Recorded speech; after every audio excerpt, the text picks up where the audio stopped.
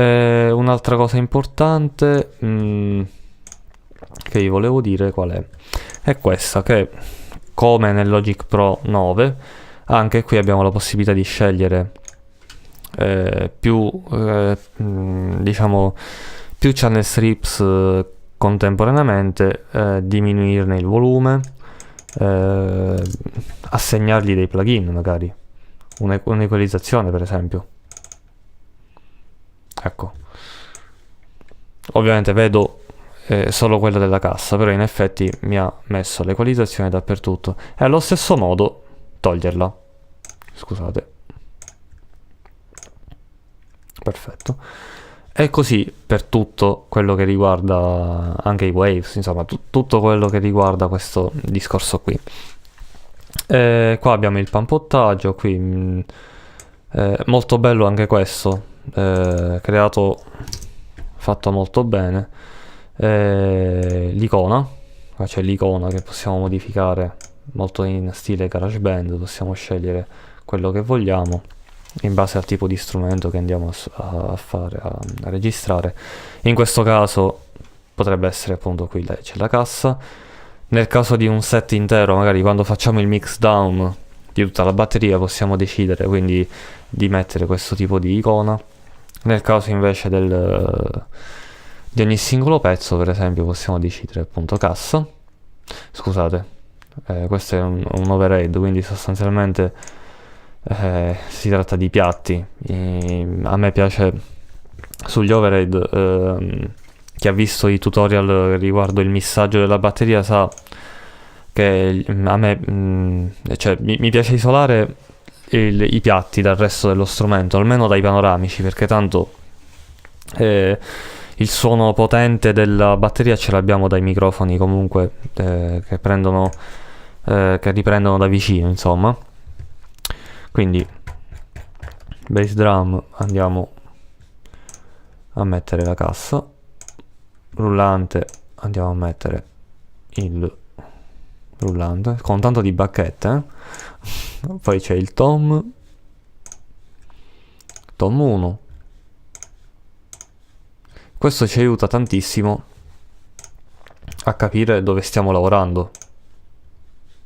Questa è una cosa che non tutte le digital audio workstations hanno, insomma. Ecco qui, adesso abbiamo tutta la mappa completa. Ovviamente oltre questo discorso qui di aggiungere i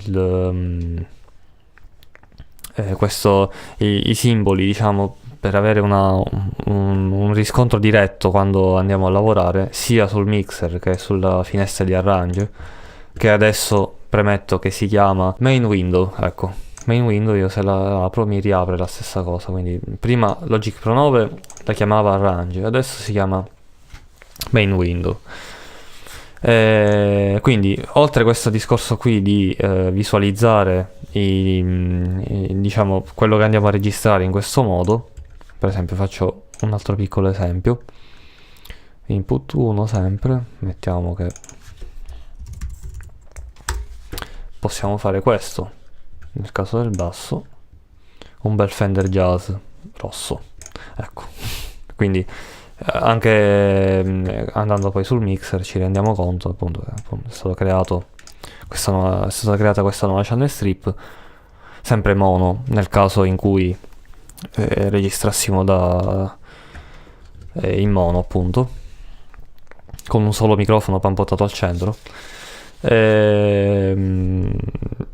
Quindi questo discorso qui vale anche per gli altri strumenti, come abbiamo detto, e viene molto semplice capire dove siamo diretti, appunto, nel caso del nostro missaggio. Appunto, spesso capita di sbagliare traccia, un'equalizzazione sbagliata, e poi dobbiamo tornare indietro e correre i ripari. Questa feature appunto ci fa evitare il problema.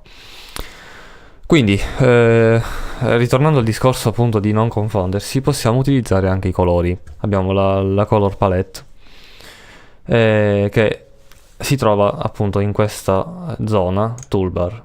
La toolbar su Logic Pro 9 era sempre davanti a noi, sempre pronta a soddisfare le nostre esigenze.